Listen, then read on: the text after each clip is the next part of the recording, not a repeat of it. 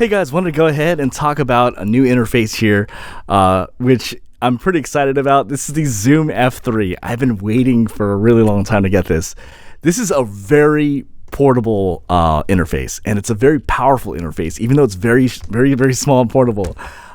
This is basically, so I'm going to try to do this one-handed because I'm actually recording right now with an Octava microphone, but basically it's the same as a Zoom F6 conceptually, and it's from the same company and it's 32-bit float recording, but instead of 6 inputs like this has only 2 inputs.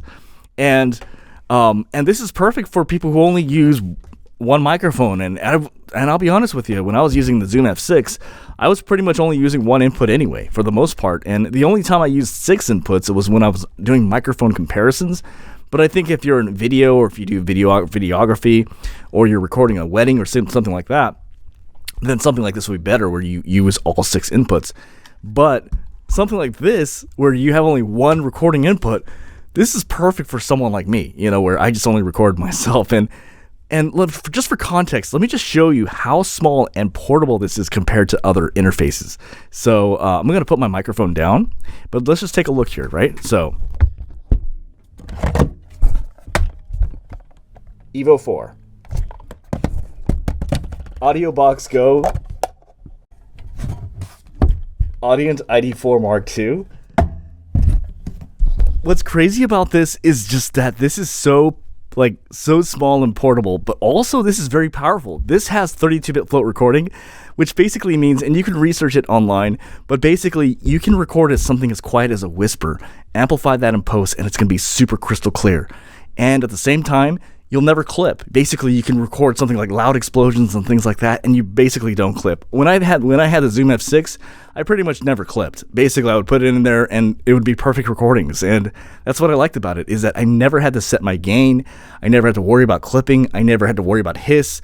It was perfect recordings, because 32-bit float recording is kind of like Adobe Illustrator for sound. When you zoom in on an image, it gets blurry. But imagine when you use vector images, that image just gets, even if you zoom in, it's super clear. And that's basically what 32-bit float recording is. It's really, really awesome. So I just think this is a super game changer. And I'm actually reading through the manual, and the manual is so bare bones. I love it. It's so basically, if I flip through the pages here, right, it's like, number 1, setting your language. Okay, set it to English, right? And then it's number 2, formatting your micro SD card. Okay.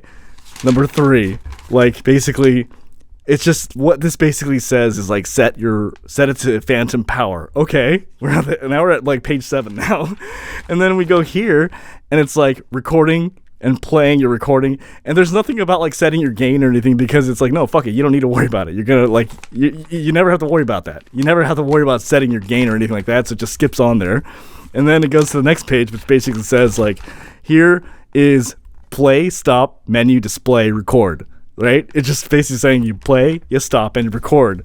And then it goes right here, and we're towards the end of the manual. It just says choose mono or stereo, and then change your record file name. You want to name it to whatever you want. And last page is USB, set it to interface mode, or set it to wireless adapter. And that's it. That is awesome in a beautiful way, because it's basically saying, fuck it. You don't need any of this complicated shit. You want something that records and always works. This is as bare bones as it gets. You click record, you click play, it's going to work.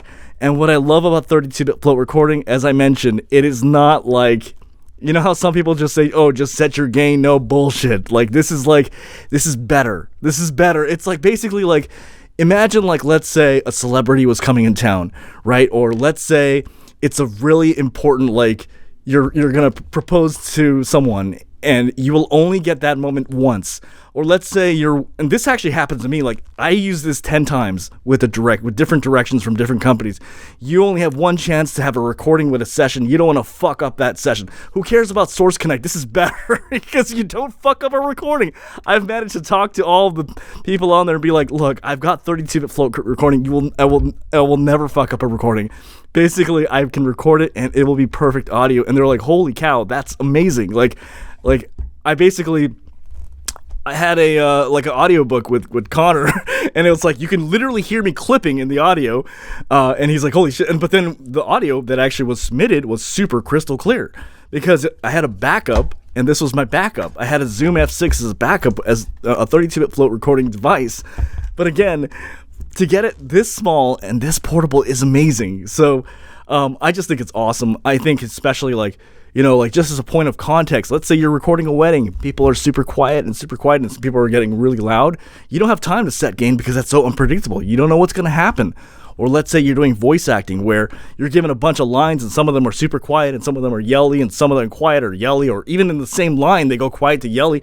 Well, you don't got freaking time to fucking do that. This shit will always, I literally can just take that track and dip it down or bring it up to exactly what it wants, and it's like perfect audio. That's what's really cool about it. So, yeah, that's all I got to say. I don't have much else to say. This is just my first day with it, but I am just so stoked how much this pretty much is the Zoom F6, which I use all the time, but much smaller and super portable. This is, in my opinion, the perfect travel audio interface. I'm going to be using this for travel. This is better than these other travel interfaces because it's far more powerful because it's got 32-bit float recording. That's a game changer. Like, literally, there's a recording that you can look on YouTube where this person just shows, like, he puts the microphone right next to the tailpipe of the engine, and he just lets it rev up, and you just see it, like, have, like, under normal circumstances, the tops are completely cut off, and the audio is forever distorted, versus on 32-bit float recording, you literally see it dip down, and he brings it, and it's, like, perfect waves. So, I'm stoked, man. I've been waiting, and it's here, so that's all I gotta say. All right, you guys have a good one. All right, bye.